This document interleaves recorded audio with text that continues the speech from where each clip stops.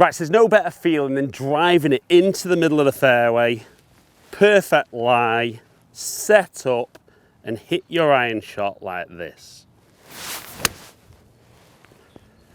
We see that lovely ball and then turf interaction, but unfortunately too many of you don't do that. But by the end of today, I'm going to give you a little drill, which is going to give you a feeling of how you're going to get that strike every single time. Right, so that first shot I've just hit there, if we just come in closely and have a little look here. So we can see where the golf ball was, and we can see there that the divot started after the golf ball, and we can see the lowest point of the divot would have been about 2.5 inches ahead of the ball. Now, certainly when I do my videos inside using TrackMan, I talk a lot about the low point of the golf swing, but it's very good that we can see it there on the turf. I think sometimes guys think that the low point is where we make contact with the ground.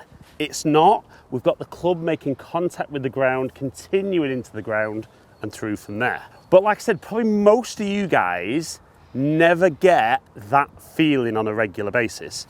So all you need for this drill is a golf tee. Really, really easy.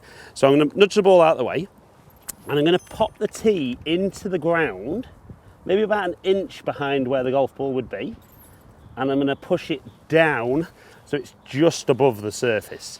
Now what we're going to do is we're going to set up with the club behind the tee, but I want you to try and hit the ground after the tee. Okay, so we're going to set up, and what most of you will do to begin with is you'll hit the tee and not touch the ground at all. So what we need to feel is that from a good setup, we might even move our weight very slightly more into our lead leg. All the best players in the world have a little bit more pressure on their lead foot. We're then going to feel that on the way back, the pressure stays very central. So I don't want to see you moving off the tee, because then we're going to bottom out, or we have to move a huge distance back. So we're going to go very centered, and as we get into the top of the swing, we're already going to feel that the weight goes towards the target, and we can see there that would enable me to take the ground probably about 5 or 6 inches ahead of the tee. So let's try that and see if we can hit the shot. Now for me, that feels very excessive, and we could see there my divot probably started 3-4 inches ahead. My low point maybe another 2 or 3, so that was really exaggerated, and I love that because I probably never quite get that feeling. Tee it down low, get the golf ball 1 inch, maybe a couple of inches ahead. Let's maybe go just a little further than that, and let's make sure we miss that tee, collect the ball and take a divot. So remember, nice and centered on the way back, shift towards the target, take a divot. There we go. Executed that one perfectly.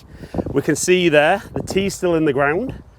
The ball was here, and then we can see that divot has started after the golf ball. Lovely strike, slightly deeper divot than I would normally get, and a really good crisp strike of ball and then turf. Now, let's move that tee again, and let's see if we can do that. So put the ball in the same place, and particularly if you are on grass, this is a great way of doing it. I know if you're on a mat on the driving range, maybe can't put a tee in there, but you could put a coin down on the ground. So we're going to do one more with the tee, and then see if I can recreate that feeling without the tee there. So set up, nice and centered, shift towards target. Now I missed the ground a little bit. It's actually chased up onto the green, but we can see there, no divot. And that's definitely my personal fault, is I don't generally get my iron shot slow point behind, but I just missed the ground that tiny bit. Now, obviously when you're playing, you can't do that. In practice, you can. So let's pop the ball down now. Now the great news is, because I've not taken a divot there, I can just put the ball in the same place. So what great planning that was. Right, so nice and centered, shift towards the target, take a divot. There we go, that's the one. And we can see there, for me, again, a slightly deeper divot. definitely I need to get more of that feeling in my swing. I think there, the divot actually just a fraction further back.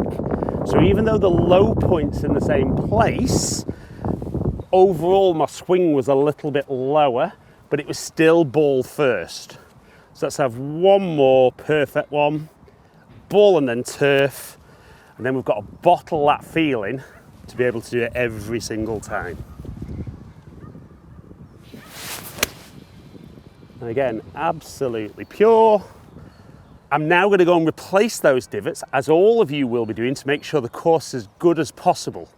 But hopefully you've enjoyed today's video. If you have, like it and share it, comment below and I'll get back to as many people as I can. There's another video just there that YouTube thinks you're going to enjoy. Hopefully catch up with some of you guys down here soon. Stay in contact.